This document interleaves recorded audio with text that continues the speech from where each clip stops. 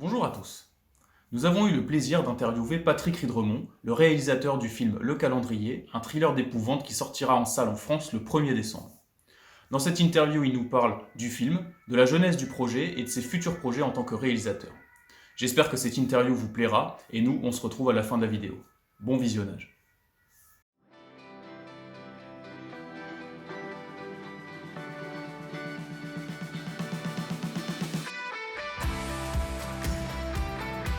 Alors déjà, pour préciser un petit peu horreur, hein, je pense que si on retire, il est difficile de ressortir une seule image du film qui inspire de l'horreur. Donc c'est plutôt D'accord. vraiment enfin oui, il y a un petit peu de sang, c'est presque subliminal par moments, des gorges tranchées, des choses comme ça. Mais on est plutôt sur un thriller d'épouvante, voilà. Alors évidemment, c'est dans le grand bac des films d'horreur, mais c'est pas un slasher, c'est pas Massacre à la tronçonneuse. C'est évidemment très fantastique. Ça, c'est plutôt au-delà du genre, ce que j'aime beaucoup, c'est le côté il était une fois, raconter des histoires qui n'existent pas. C'est effectivement mon premier film d'horreur, mais c'est mon deuxième film. Le premier aussi racontait un peu une histoire qui n'existait pas. C'était impossible, ça se passe dans un monde qu'on réinvente, etc. Mais c'est le gros avantage, évidemment, du fantastique, c'est qu'on sait qu'on est en train d'inventer.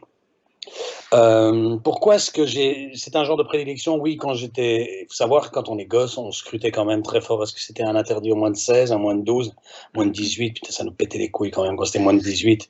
Mais il y en avait beaucoup quand même de films d'horreur interdits au moins de 18 ans. Alors c'était du grand bonheur quand on pouvait aller voir Le Loup-garou de Londres, 16 ans, waouh, John Landis, voilà, ça c'est mes premières choses. Et puis alors il y a eu des choses beaucoup plus comiques dans les années 80, le Blob, Reanimator, tout ce genre de films. Et puis alors évidemment Amityville, et puis il y a eu des sagas, il y a eu carrément des franchises.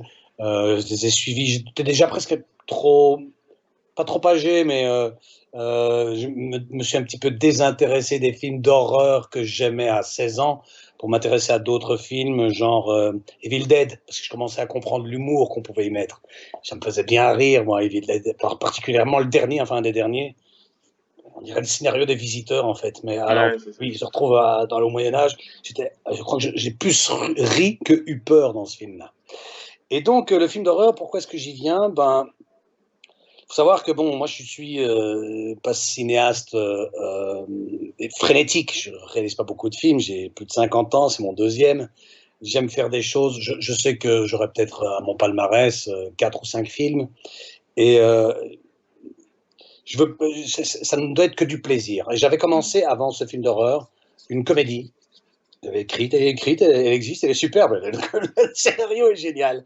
Et ça devenait une tannée de monter ce film. Entre des acteurs stars qui ont des agendas impossibles, des revendications financières impossibles, des allergies alimentaires impossibles. Mais tout devient impossible, tout devient impossible. Alors quand on a un, ça va, quand il y en a deux, c'est pas possible. Mais quand on a un troisième qui veut pas être en reste par rapport aux deux premiers, ça devient carrément l'enfer. J'ai rendu l'option à mes producteurs de l'époque en disant voilà, je lâche l'affaire, je ne suis pas intéressé par faire du cinéma dans ces conditions-là. J'ai une autre vision de ce métier que je n'exerce pas beaucoup, qui est une vision basée très fort sur le plaisir, le bonheur, l'échange, et pas de bâton dans les roues, pas trop de coquetterie, voilà. Et quel autre genre que le film d'horreur, justement, se prête à ça, parce que c'est c'est pour ça que j'ai écrit très rapidement ce scénario du calendrier, parce que c'est encombrant des acteurs connus dans des films d'horreur. Surtout si on veut faire croire que l'histoire existe alors qu'on sait que ça n'existe pas. Il était une fois le petit chaperon rouge. C'est compliqué de mettre Marion Cotillard dans le petit chaperon rouge parce que vous voyez Marion Cotillard, avec sa notre actrice, ou Virginie Efira, ou quelqu'un d'autre. Et donc, quand on fait du film de genre, on veut surtout des comédiens qui sont très peu connus, mais qui envoient et qui vont adorer se jeter dans la flotte quand elle ne fait que 3 degrés, qui vont adorer se faire poursuivre par des monstres sans trop rechigner, qu'on va respecter parce on est obligé d'avoir beaucoup de bienveillance dans ce genre de tournage parce que c'est des tournages qui vont vite, qui sont violents quand même. Les acteurs souffrent, faut le dire. Hein, c'est pas Amityville non plus. Il n'y a pas de personnes qui sont décédées pendant le tournage ou après le tournage. C'est pas le tournage d'un western non plus.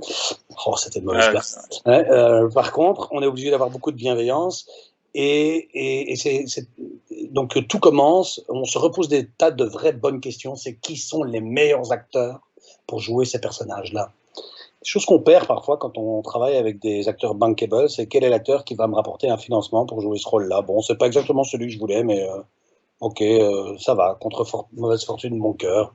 Oui, ça va, il fait aussi 100 kilos comme notre acteur star, auquel je rêvais, donc ils sont au poids, quoi, hein, au poids du billet de banque, etc. Et donc, c'est aussi pour ça que je suis arrivé à ce scénario. Je dis, ok, laissons tomber cette comédie qui va me prendre trop de temps, trop d'énergie, réécrivons quelque chose d'un peu plus pour les jeunes, des gens qui ont envie de faire ce boulot. Et c'est comme ça qu'est né le scénario, enfin en tous les cas, l'envie d'écrire un scénario d'horreur.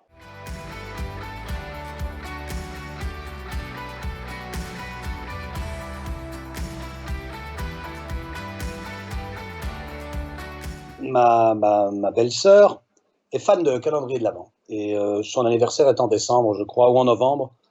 Très bien.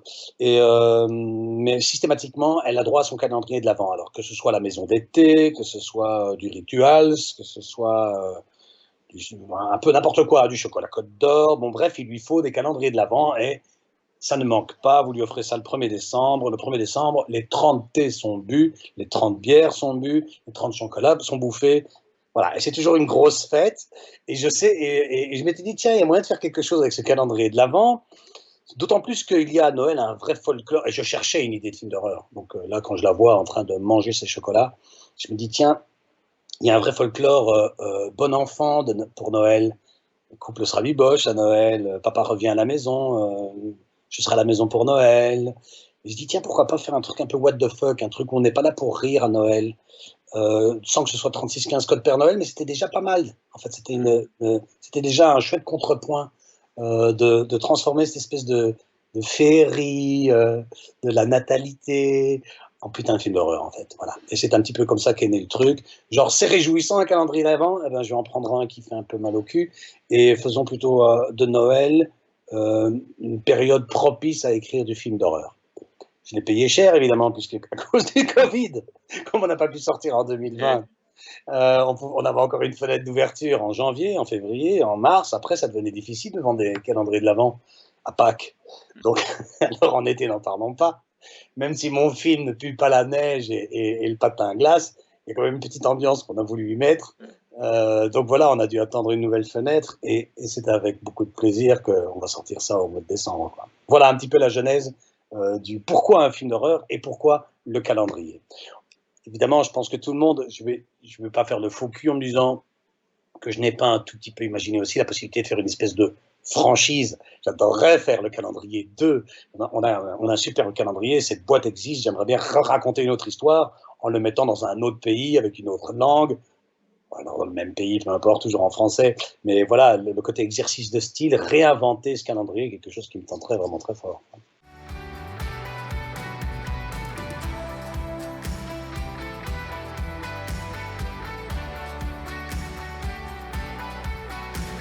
Alors, il y a plusieurs niveaux de lecture par rapport à son handicap. Elle est donc effectivement paraplégique, elle est devenue paraplégique suite à un accident.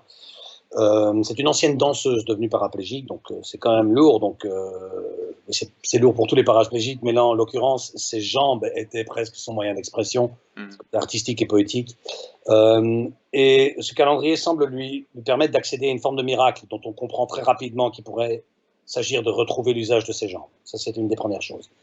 Donc voilà une première vision, c'est-à-dire elle pourrait sortir de sa paraplégie. Plus elle bouffe les bonbons, plus ça a l'air de la rapprocher de ses miracles. Deuxième chose aussi, effectivement, il y a dans le film une entité qui est quand même maléfique, et dont on est très fier aussi. Un putain d'artiste qui nous a fait ce personnage. Et dont on sait que puisqu'elle est en chaise roulante, il est inutile de fuir. C'est d'ailleurs même une des questions que l'on doit se poser souvent quand on est au cinéma et quand les gens sont confrontés au malin. On ne fuit pas devant le diable. Il courra de toute façon plus vite que vous. Les seules personnes devant lesquelles on peut encore avoir une chance de s'échapper sont des dinosaures de Jurassic Park. Si vous trouvez un petit trou, ceux-là, c'est pas le diable. Mais Godzilla, c'est déjà autre chose. Godzilla, vous lui faites pas le coup du petit trou. Et je ne peux pas spoiler, mais il y a une créature dans ce film à laquelle elle va être confrontée, et le fait qu'elle soit en chaise n'est pas réellement un problème. Par contre, le fait qu'elle soit en chaise est un problème par rapport à tous les fils de pute qu'elle va avoir le loisir de rencontrer dans son histoire, et ça y va. Et ça y va. Et on m'a dit dans un premier temps, c'est un peu exagéré. On a travaillé comme avec une paraplégique qui m'a dit, vous êtes loin de la vérité. On se prend des trucs comme ça, mais alors ça peut être du racisme ordinaire qu'on envoie envers des personnes paraplégiques. Genre son patron lui fait remarquer au début du film qu'elle devrait être un tout petit peu plus efficace parce que, bordel, elle lui a coûté de l'argent, quoi. Et il lui fait la remarque, tu sais combien ça m'a coûté d'aménager les chiottes? Voilà, ce genre de remarques dont on me dit que, oui, attention, c'est exagéré, et dont on m'a dit, non, non, on prend ce genre de remarques très souvent. On vous fait sentir qu'on a dû mettre les plus grandes portes dans les toilettes, une rampe, que la toilette a coûté 600 €, et donc maintenant, il va falloir faire du chiffre, quoi. Et donc, finalement, c'est face à ce genre de personnes que son fauteuil est encombrant. Et donc, ça, c'est pour un troisième niveau. Donc, on ne fuit pas devant le diable. Impossible. Il a des yeux partout, y compris vite que vous. On peut essayer de fuir devant les humains, son alter ego, quoi. Enfin, ses semblables, et ce sont presque les pires dans cette histoire. Et puis alors il y a cette notion de miracle dont on se dit qu'effectivement elle va récupérer ses jambes.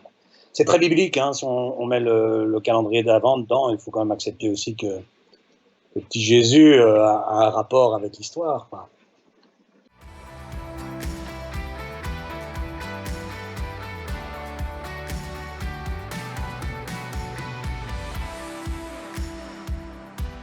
En général, ce genre de questions, j'ai toujours un truc à répondre, oui, je vais faire ça, je vais faire ça, mais c'est une période un peu particulière où donc ce scénario, le projet, le calendrier, il est presque ancien déjà, évidemment. Il a été tourné il y a 2 ans, il aurait dû sortir il y a 1 an. Il va sortir seulement cette année-ci. Et période Covid oblige. En plus, je suis dans un pays qui est la Belgique, où on produit moins de films. C'est pas comme si le mien ne sortait pas l'année dernière. C'est pas grave, j'en ai 2 autres sur le chantier. J'ai moins de coûts, j'ai moins de possibilités de faire un métier que j'adore. Donc, j'ai décidé d'avoir pour seul projet d'attendre la sortie de ce film, qui est quand même du bonheur, du pur bonheur, et j'ai besoin qu'on me le rappelle, j'ai besoin d'être interviewé pour me rendre compte que c'est important d'avoir la chance d'avoir fait un film. Par exemple, je vous ai dit, il a été sélectionné il y a une semaine pour un festival, l'ouverture d'un festival. L'ouverture d'un festival, c'est quand même quelque chose. J'ai appris qu'on faisait l'ouverture d'un festival, j'étais un petit peu pas désenchanté, mais ok, ça va. Et j'ai dû envoyer un message, j'ai envoyé un message à ma famille, en disant voilà, mon film fait l'ouverture d'un festival, qui veut venir? Et je voyais les messages, génial Patrick, oui, super, moi une place, 2 places. J'avais besoin je les remercie, de m'avoir rappelé à quel point c'était du bonheur, que c'était une fête, que c'était important. Donc là maintenant mon projet c'est d'arriver à me réenchanter, ce film c'est l'occasion de le faire, et d'avoir peur d'un échec et de me réjouir d'un succès. Je pense aussi que c'est pour ça qu'on fait ce métier, enfin que je le fais moi, et j'ai besoin de laisser ce projet sortir le 1er décembre, de vibrer avec lui et voir qu'est-ce qui va se passer le 2, le 4, le 7, le 10, et pourquoi pas quelqu'un, d'autres producteurs ou les miens ou mes distributeurs qui voient des courbes ou qui voient des calmes plats, mais des gens qui me fassent des propositions. Pourquoi pas un scénario déjà écrit qui arriverait sur mon mail en disant voilà, on a vu le calendrier, nous avons un scénario de film d'horreur à vous proposer, ou une série sur Netflix où il faut un réalisateur pour 4-5 épisodes. Voilà, je vais me laisser un peu porter parce que ce film va m'amener, s'il m'amène quelque chose, sans décider maintenant que j'ai déjà envie de réaliser un film de guerre. Je ne sais pas ce que j'ai envie de faire. J'ai envie de laisser le calendrier un petit peu me donner son rythme.